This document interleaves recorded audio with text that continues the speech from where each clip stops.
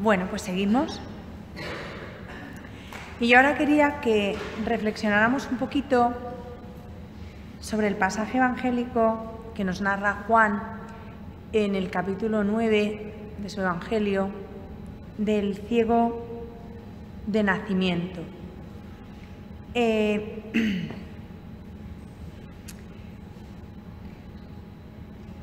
Este hombre era ciego desde su nacimiento, y esto en el pueblo de Israel pues era entendido e interpretado como una consecuencia del pecado, como que Dios se había olvidado de esa persona, la había dejado de lado y no la, por decir de alguna manera, no la quería, o sea, era un ciudadano de segunda, ¿no? Evidentemente esto no es verdad, pero en la mentalidad de un judío, ciertas enfermedades, la lepra era otra de ellas, era comprendida como un signo de la maldición de Dios, ¿no? De ser abandonado por Dios. Bueno, de hecho, si leéis el pasaje evangélico, que os invito a que lo hagáis después, cuando tengáis un ratito, en el capítulo 9 del Evangelio de Juan, pues hay una pregunta que hacen, ¿no? Que le hacen a Jesús. ¿Quién pecó, este o sus padres, para que naciera ciego? La enfermedad era considerada el castigo de algo, y no solamente uno era castigado por sus propias culpas, sino que muchas veces ellos tenían la mentalidad, la idea de que los hijos eran castigados por los pecados de sus padres. Incluso, no recuerdo ahora en qué parte del Antiguo Testamento dice que hasta la séptima generación se podía acarrear el pecado de los padres, abuelos, bisabuelos, tatarabuelos, hasta la séptima generación. Bueno, esto formaba parte de la mentalidad de aquel pueblo en el que Jesús nació y vivió. Evidentemente Él vino y rompió con todo eso y creó un orden nuevo de cosas. Y a esta pregunta que le hacen, ¿quién pecó, este o sus padres, para que éste naciera ciego desde nacimiento, para que naciera ciego? Jesús va a dar una razón que es la verdadera, ¿no? Va a contestar con la verdad. Y les dice, ni este pecó, ni sus padres, sino que nació así para que se manifiesten en él las obras de Dios. Esto nos sucede muchas veces en la vida cuando, pues, en el día a día o en las circunstancias de la vida hay sufrimientos, ¿no? Hay situaciones muy difíciles, de mucho dolor, que enseguida preguntamos el por qué más que el para qué. ¿Qué sentido tiene este dolor? No, solemos preguntar ¿por qué pasa esto, ¿no? ¿Por qué sucede esto? Pues la respuesta es esta, para que se manifieste la gloria de Dios. Mirad, es muy difícil decirlo en este mundo de hoy, pero yo creo que hay que decirlo. El sufrimiento no es una desgracia y el sufrimiento no es una maldición. El sufrimiento es sufrimiento y es parte de la vida. Creemos que sufrir es lo peor que nos puede pasar. No, lo peor que nos puede pasar es amargarnos, perder a Dios, vivir sin Dios. Da lo mismo gozar que sufrir si al final Dios está en tu vida. Evidentemente gozar es gozar, nos agrada, y sufrir es sufrir y nos repele, ¿no? Nos cuesta. Pero lo importante es que Dios esté en nuestra vida, no que todo sea rosa o que todo sea negro. El sufrimiento pasa y el gozo también pasa. El haber sufrido no pasa. El sufrimiento es una escuela y aunque nos cueste mucho verlo, yo querría convenceros de que no es una maldición, es una bendición y es un regalo. Lo que es una maldición es sufrir sin Dios. Pero no solamente sufrir sin Dios, sino vivir sin Dios. Cualquier cosa en la vida sin Dios, cuando menos es un sinsentido, ¿no? Es un absurdo, es un vacío. Cuando Dios permite el sufrimiento, siempre es para que se manifieste la gloria de Dios. ¿Y sabéis cuál es la gloria de Dios? Porque claro, esto también una vez me dijo una señora. ¡Ah, qué bonito! O sea, Dios se sirve del sufrimiento para marcárselo un tanto y echarse un farol. No, ese no es Dios, eso seríamos nosotros, ¿no? Quizá, pero Él no. Cuando Jesús dice que es para la gloria de Dios, no es para ensalzarse Dios a sí mismo. Ese no es Dios. ¿Sabéis cuál es la gloria de Dios? El bien nuestro, el bien del hombre. Todo lo que para nosotros es bueno y nos hace bien y nos acerca a Dios es la gloria de Dios. Y el sufrimiento Dios lo utiliza como un medio para la gloria de Dios, para ese acercarnos a Dios, para conseguirnos el mayor bien, que es estar con Dios, estar junto a Dios. Esa es la gloria de Dios. Para que se manifieste la gloria de Dios, es lo mismo que decir también para que se manifieste la bondad de Dios, la misericordia de Dios, la fuerza salvadora de Dios. Todo eso es la gloria de Dios. Y todas las realidades materiales que leemos en el Evangelio de Juan, que Jesús utiliza y de las que Jesús se sirve para curar al ciego, como todo lo que Juan nos narra en su Evangelio, tiene una grandísima riqueza de significado. ¿Recordáis el relato, no? Este hombre le pide a Jesús que le cure y Jesús echa saliva en la tierra, con la saliva y el polvo del suelo hace un barro, con ese barro él lo toma y lo aplica en los ojos de este hombre y de esa manera, sirviéndose de ese signo y de esos medios pobres, le sana, le cura, le devuelve la vista. Bien, pues todos esos medios que Juan nos detalla con pormenores, tienen un significado. La saliva, todos sabemos lo que es la saliva y todos tenemos saliva en la boca, ¿no? Bien, pues la saliva la identificamos con el sentido del gusto, con el sabor.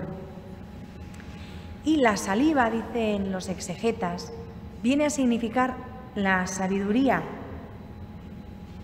la sapiencia de Dios, todo lo que Dios es, que es sabiduría infinita, ¿no? Y aquí vemos cómo la sabiduría de Dios, con tal de lograr nuestro bien, nuestra curación, con tal de devolvernos la vista, se abaja y se hace barro. No tiene inconveniente en descender a lo más bajo con tal de levantarnos a nosotros, de hacernos bien. Esto lo vemos en Jesús continuamente, ¿no?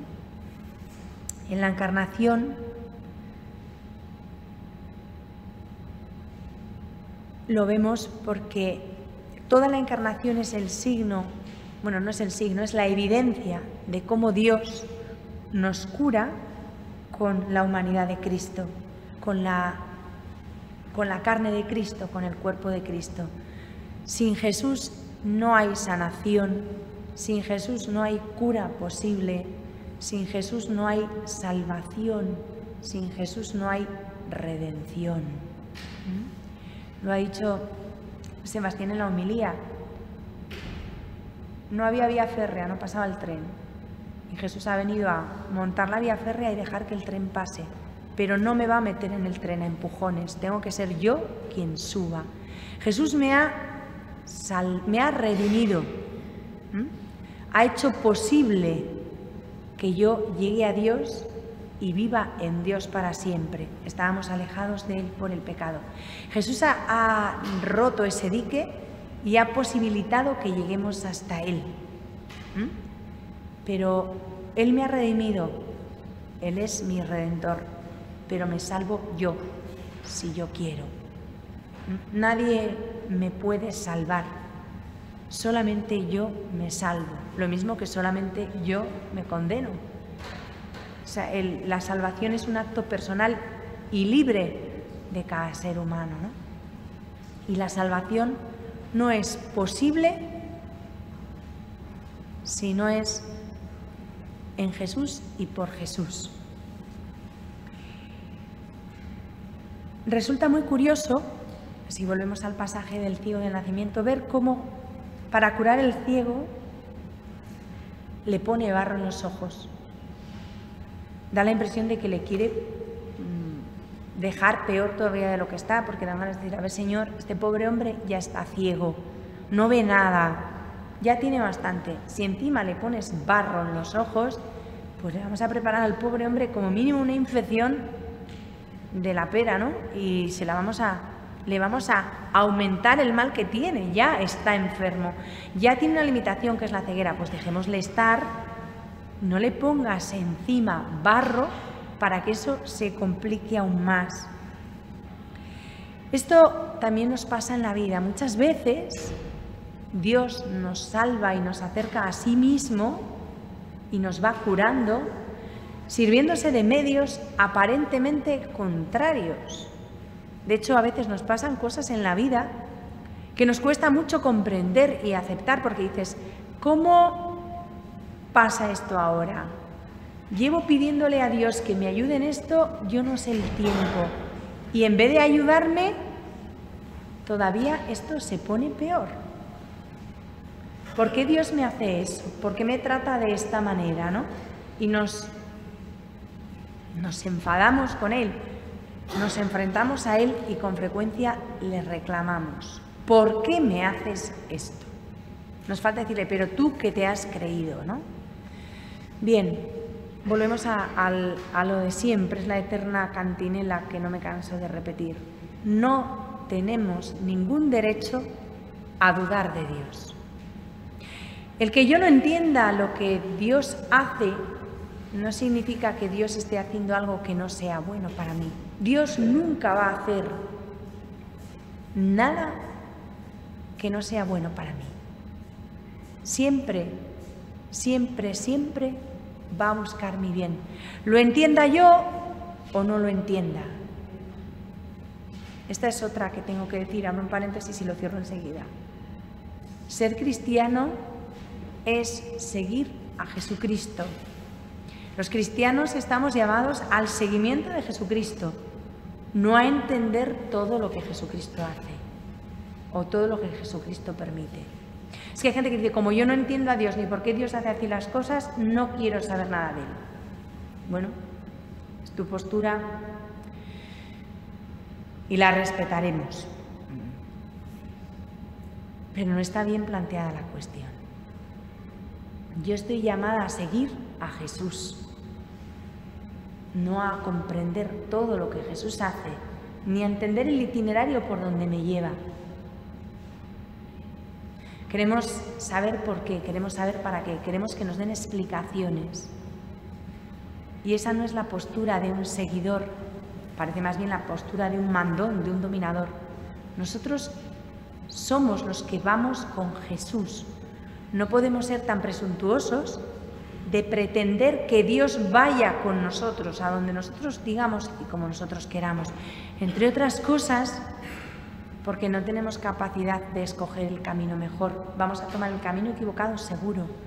El camino mejor siempre va a ser el que Él disponga o permita para nosotros. Y si en un momento dado las circunstancias de la vida vinieran muy mal dadas, que puede pasar, y acabemos dando un rodeo que no tiene nada que ver con nuestro destino real, con nuestra intención primera, que parece que efectivamente vamos camino del abismo y no podemos enderezar aquello, si somos dóciles y permanecemos confiados en Él, Él enderezará aquello de manera que ese destino que parece malo para nosotros será bueno, será el correcto. Y me diréis, ¿y cómo se hace eso? Vosotros y yo no lo podemos hacer, está claro, pero Él es Dios. Y no pierde cuidado nunca, jamás, de nadie, de ningún alma. Aun cuando aparentemente todo sea contrario, tenemos que confiar en Dios. No tenemos ningún derecho, ninguno, a dudar de Él. Y cuando tome medios aparentemente contrarios para solucionar mis problemas, aparentemente inútiles, que no sirven para nada, tengo que fiarme de Él. Si sigo caminando por aquí me voy a caer en un abismo, pero Jesús me lleva de la mano, pues yo sigo con Él. Es que 2 pasos más y me caigo. Si vas con Él, no va a dejar que te caigas. No os puedo explicar cómo, porque yo tampoco lo sé. Pero sé, y esto sí que os lo digo por experiencia, que en situaciones muy difíciles de la vida, y he vivido unas cuantas, solo podemos confiar. O eso, o desesperarnos, hundirnos en la desesperación y en la angustia.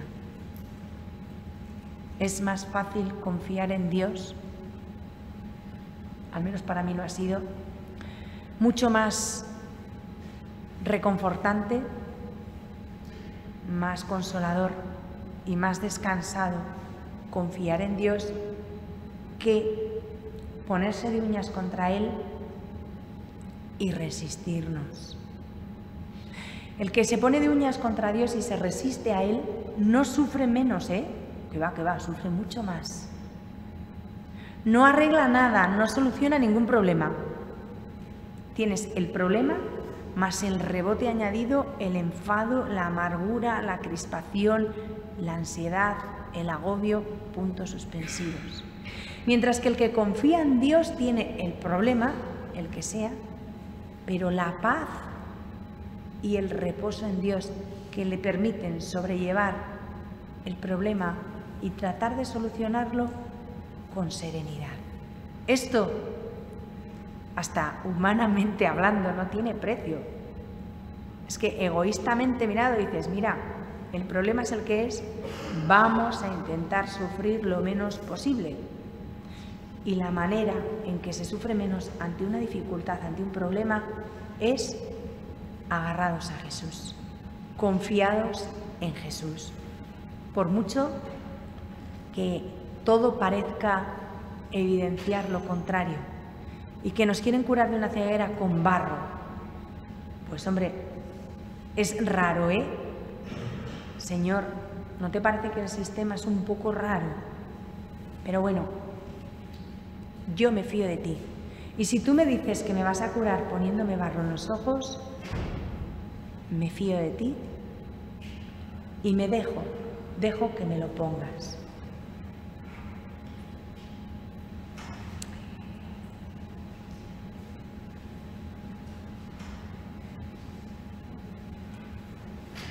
Jesús toma barro. Hay un detalle muy hermoso en este símbolo, en este signo. Toma barro, y el barro es la misma sustancia con que el Padre nos creó. El Génesis nos relata que Dios modeló barro para crear al primer hombre, ¿no? Con barro nos creó, y aquí Jesús hace un barro, pero un barro nuevo, diferente, y lo coloca sobre el barro viejo, y el barro nuevo regenera el barro viejo y lo cura, lo sana. Pues el barro nuevo es la humanidad de Jesús, una humanidad nueva, que en contacto con nuestra humanidad vieja, enferma, la cura, la sana, la renueva. De alguna manera el contacto con Jesús nos vuelve a crear, nos convierte en criaturas nuevas y nos convierte en, a ver si lo sé decir, cuando Dios crea al hombre, esto se nos olvida mucho porque como estamos todos como muy obsesionados con el pecado original, se nos olvida una cosa bellísima, que es la inocencia original. Dios creó al hombre bueno, para el bien, sobre todo lo creó inocente, libre. Difícilmente podemos imaginar lo que eso significa, lo podemos barruntar un poco, ¿no? Capaz para una felicidad sin límites y sin ningún obstáculo para ser feliz. La inocencia original era una felicidad absoluta, continua, por el trato continuo con el Señor, por la visión facial con Él, el trato tú a tú con Él, y eso les permitía ser absolutamente felices y gozar sin límites. Nos lo cargamos todo cuando desobedecimos. Bien, pues en nuestra obsesión por esta desobediencia, este pecado original, se nos ha olvidado el estado inicial en que fuimos creados. La humanidad de Jesús tiene esa inocencia perfecta, ¿no?, ante Dios. Y el contacto con esa humanidad de Jesús, con ese barro nuevo, devuelve, en la medida de lo posible, porque la inocencia original no se recupera como tal hasta la visión cara a cara, ¿no?, en el cielo, pero el contacto con Jesús nos libera del pecado original y nos permite gozar de una relación con Dios como la primera, salvando, claro, la distancia, el que estamos en el tiempo y necesitamos la fe, pero nos permite gozar en la eternidad. Eso antes no existía, ¿no? El pecado lo pulverizó. El contacto con Jesús nos restaura y sobre todo restaura lo más importante de la persona, lo más constitutivo de la persona, que es el corazón. Un corazón herido, manchado y endurecido por el pecado es renovado, restaurado, recreado, devuelto de alguna manera a la inocencia, ¿no? El corazón, por poner una imagen muy gráfica, viejo, endurecido, insensible, sin capacidad de alegría y de ilusión, envejecido por el pecado, vuelve a ser un corazón recién nacido, inocente, sencillo, con capacidad de gozar, de vivir, de disfrutar. Es un corazón restaurado, un corazón recién nacido, un corazón renovado. Y esto solo se logra, y si alguien nos dice otra cosa es mentira, en el contacto con Cristo. Sin Jesús no hay nada y todo es mentira. Todo. Las obras buenas sin Jesús, no voy a decir que no sean buenas, pero no son nada, ni sirven para nada. Todo lo más grande que podamos hacer sin Cristo al final está hueco, vacío y no tiene consistencia. Por eso le necesitamos a Él y necesitamos su humanidad. Cuando alguien nos hable de Dios en abstracto, esto lo hacen los judíos, esto lo hacen los musulmanes, y luego lo hacen mil corrientes extrañas por ahí, pues de la New Age y demás, que hablan de Dios, de lo divino, de la divinidad, del bien, de no sé qué. Ponerlo todo entre paréntesis, con respeto, sí, pero con clarividencia y en tela de juicio. Sin Jesucristo todo es mentira, porque Él es el único camino, la única verdad que nos puede guiar a la vida. Sin Jesús todo es nada, nada, mentira, falsedad. La humanidad de Cristo es el único camino. Y en este milagro, volvemos al ciego de nacimiento, la humanidad de Cristo participa, Él pone ahí su saliva y hace un barro que dejará de ser barro, pero está tocado por la humanidad de Jesús. Participa en ese barro, parte de ese barro es Jesús, ¿no? El toque de Él, la gracia de Él. Y dice Juan que este hombre, imaginaos la escena, que tuvo que ser un poco embadurnado de barro en los dos ojos, fue, se lavó y regresó con vista. Y ahora viene el testimonio del ciego. Primero ante sus vecinos, sus amigos. Después ante los fariseos, ante los enemigos de Jesús, que acaban convirtiéndose también en enemigos suyos. El que de verdad admite a Jesús en su vida, admite todo lo suyo. Y si no, es que no le ha admitido de verdad. Admite a su madre como propia, admite a sus amigos como amigos y admite a sus detractores como detractores propios. Asumir a Jesús en la vida significa asumirle en todo su misterio, todo lo que es, y sobre todo significa, y esto nos tenemos que aparejar bien para ello, y si no, pues os lo digo con cariño, pero con claridad, dedicaos a otra cosa. Si queréis seguir a Jesucristo y ir por la vida de rositas, sin ninguna complicación, no se ha inventado. Y si alguien os lo ha vendido así, os ha engañado como un chino. Es mentira. El que decide escoger a Jesús, escoge la cruz.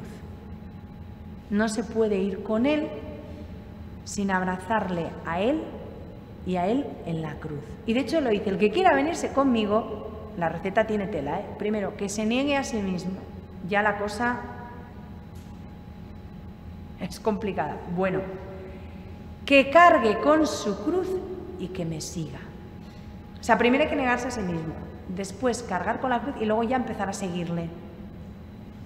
Hay gente que quiere seguirle sin negarse jamás a sí mismo y, por supuesto, de la cruz que no le hablen. Se avergüenzan de la cruz de Cristo. No son cristianos, son simulacros de cristianos. Ser cristiano significa abrazarse a Jesús y a Jesús crucificado y asumir todo lo de Él, también las incomprensiones, también la persecución y también la muerte, y la muerte en cruz, ¿no?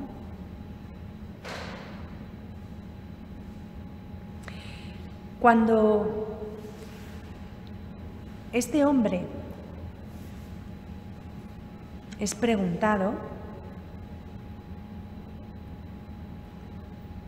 él responde. Y los vecinos son gente muy peculiar, que todos tenemos nuestros vecinos en la vida. Vecinos de un tipo, vecinos de otro tipo, pero siempre hay vecinos y vecinos chismosos, ¿eh? Y vecinos cotillas ante los que hay que saber permanecer en nuestro sitio y pararles los pies. Los vecinos, cuando ven que alguien cambia, porque ha hecho hueco a Jesús en su vida, ha hecho una elección seria por Jesús, empiezan a decir los de alrededor, los vecinos y los vecinos más próximos, familia a veces incluida, ¿no? Empiezan a decir, hay que ver cómo ha cambiado. Yo creo que no es ella, no es él, se le parece, pero lo que le decían al ciego, parece él, pero este estaba ciego y ahora ve, este no sabía nada y ahora mira las cosas que está diciendo, está dando testimonio de lo que este hombre ha hecho con él.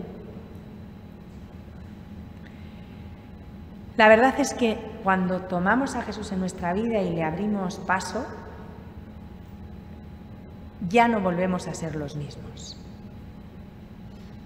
El DNI sigue siendo el mismo, el número del DNI sigue siendo el mismo, pero nosotros, si hacemos una opción seria por Jesús, cambiamos de raíz, cambiamos totalmente de perspectiva, cambiamos de planteamientos, cambian nuestras prioridades, hasta el punto de que muchas veces la gente más cercana dice, oye, parece ella, pero no se comporta como ella se solía comportar, ya no es ella. Parece ella, pero no la acabo de conocer. Ciertamente, la persona que hace una opción seria por Jesús experimenta una transformación profunda en su ser. Entre otras cosas, porque si estaba ciego y empieza a ver, recibe la luz. Y con esa luz ve las cosas de otra manera. Antes no veía nada y ahora ve. Y eso nos suele pasar antes de encontrarnos con Jesús, que aunque creemos que lo vemos todo muy bien, somos unos cegatos de preocupar. Y de repente empezamos a ver desde la gracia, y empezamos a ver cómo Jesús ve. Y a este hombre ciego le preguntaban los vecinos, porque claro, los vecinos no solamente chismorrean entre ellos, sino que muchas veces atacan, ¿no? Le preguntaban: ¿y cómo te ha abierto los ojos? Y dice el Evangelio que les contestó: ese hombre que se llama Jesús hizo barro, me lo untó en los ojos, me dijo que fuese a Siloé y que me lavase. Qué curioso. El ciego sabía que se llamaba Jesús. Había oído hablar de él, que es lo que nos pasa muchas veces a los que oficialmente somos cristianos y participamos de los sacramentos, ¿no? Y de la vida de la Iglesia. Nos suena de algo Jesús, pues porque nos bautizaron de pequeñitos, nos llevaron a la parroquia, hicimos la primera comunión, recibimos todos los sacramentos de la iniciación cristiana. Somos cristianos, somos católicos, entonces sí hemos oído hablar de Jesús, nos suena. Pero me pregunto y os pregunto, ¿le hemos visto alguna vez? Porque a mí no me vale hablar de una persona de oídas. A ver, de oídas puede ser interesante en principio, que te suene que esta persona existe y hace tal cosa y hace cual otra, pero si de verdad es alguien que a mí me interesa, intento tener un encuentro personal con él y hablar con él y ver por mí misma y juzgar por mí misma. Este ciego había oído hablar de él, pero no le había visto porque estaba ciego. Pues ciegos de nacimiento hay con partida de bautismo así.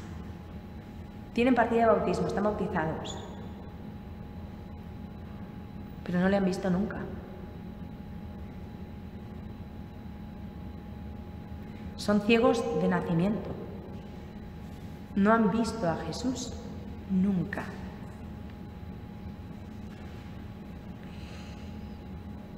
Y hasta que no fue a la piscina y se lavó, no comenzó a ver.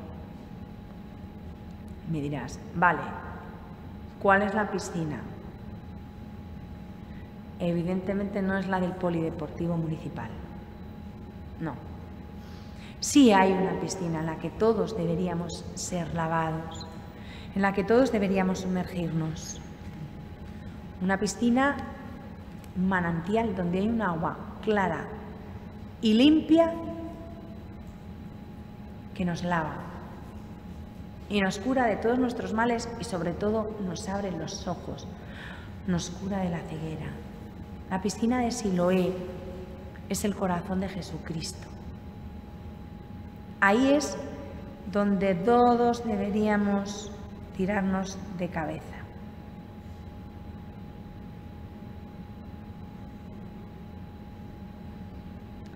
¿Lo hacemos? No lo hacemos. Nos da miedo. Y yo me pregunto, y os pregunto, y voy terminando y lo dejo a vuestra reflexión, ¿por qué nos da miedo Dios? ¿Por qué nos da miedo ver la verdad? ¿Por qué preferimos seguir en la mentira y engañándonos? ¿Es más cómodo? Humanamente hablando, sí. ¿Es más fácil hacerlo políticamente correcto? ¿Ser uno más del montón? ¿Seguir siendo un ciego de nacimiento con partida de bautismo, pero ciego? ¿No ver nunca a Jesús? ¿Seguir oyendo hablar de Él? Podemos seguir oyendo hablar de Él hasta el último día de nuestra vida. Tener 85 años, seguir viniendo a la iglesia y a misa todos los domingos, confesarnos regularmente, recibir el sacramento de la Eucaristía. Si vemos que nos va a dar un chungo, recibir también la unción de enfermos, porque nunca se sabe, viene bien, por si las dudas. Si el Señor nos llama por ese camino, recibir el sacramento del matrimonio también. Y si no, pues bueno, pues ser cristianos practicantes, normalitos. Pero pasarnos la vida entera oyendo hablar de alguien sin conocerle de verdad, sin verle, yo no podría. Esto también para las monjas. Yo llevo 30 años en el convento. ¿Os imagináis 30 años viviendo para alguien que no has visto nunca, que no conoces de verdad? Pues no sé, cuidado, porque puede pasar, ¿eh? Habrá que ir a la piscina, lavarse y verle. No nos podemos pasar la vida entera oyendo hablar de él. Eso no nos puede bastar. Tenemos que ser valientes, que se nos abran los ojos y verle de verdad, toparnos con él cara a cara y tener un contacto directo con él, conocerle personalmente, no limitarnos a que nos hablen de él. Y ahora estoy aquí hablando, ¿y de qué sirve que yo os hable de él si vosotros no os encontráis con él? Os puedo hablar de Jesucristo. Terminado Jesucristo, puedo dar una charla sobre Napoleón, no tengo idea, pero bueno, algo diría, y terminada la de Napoleón, pues no sé, otro personaje interesante. ¿Y eso qué? Es que Jesucristo no es un personaje interesante. Napoleón murió hace mucho tiempo y pasó a la historia. Jesucristo murió hace mucho tiempo, pero es que ha resucitado y está vivo. No es un personaje que pasó a la historia. Es que es presente hoy en la historia. Y yo quiero encontrarme con él. Puesto que está vivo, quiero encontrarme con él y hablar con él. Con Napoleón, por mucho que me apasione y muy interesante que me parezca, ya no voy a poder hablar. Podré seguir documentándome sobre él y aprender muchísimas cosas y seguir buscando y indagando y hacerme una experta en la materia. Pero está muerto. Y no podré tener nunca una relación personal con él, ni conocerle, ni hablarle, ni verle. Jesucristo está vivo y puedo conocerle, puedo hablarle, puedo tener una relación estrecha con él. Y aquí viene lo más gordo. Él quiere tenerla conmigo. Está esperando a que cada uno de nosotros demos el paso de decirle, estoy ciego y quiero verte, límpiame, lávame, cúrame. No es tarea solo para la Cuaresma, es tarea para toda la vida, pero no lo dejéis para el último día. Cuanto antes nos pongamos a ello, mejor. Está vivo, está resucitado. Pedidle que os abra los ojos y que le podáis ver. Y no tengáis miedo. Jesucristo es Dios. Pero no va a venir a vuestra vida como una especie de, no sé, como una pisonadora que entra y por donde entra arrolla y tumba todo. Él no es así. Él va a llegar a vuestra vida si vosotros queréis encontrarle para llenarla de luz, de esperanza, de alegría y sobre todo de sentido. Cualquier cosa que os pase en la vida, una vez que le hayáis visto, que le hayáis conocido, que os hayáis encontrado con él, no simplemente de oídas, será diferente. Y esa posibilidad la tenemos abierta a todos. O sea, encontrarse con Jesucristo y estar con él y vivir con él codo con codo no es una historia que os estoy contando. Os aseguro que es posible, es verdad. Y tampoco es patrimonio exclusivo de curas y monjas, sino que es el plan que él tiene para todos los bautizados.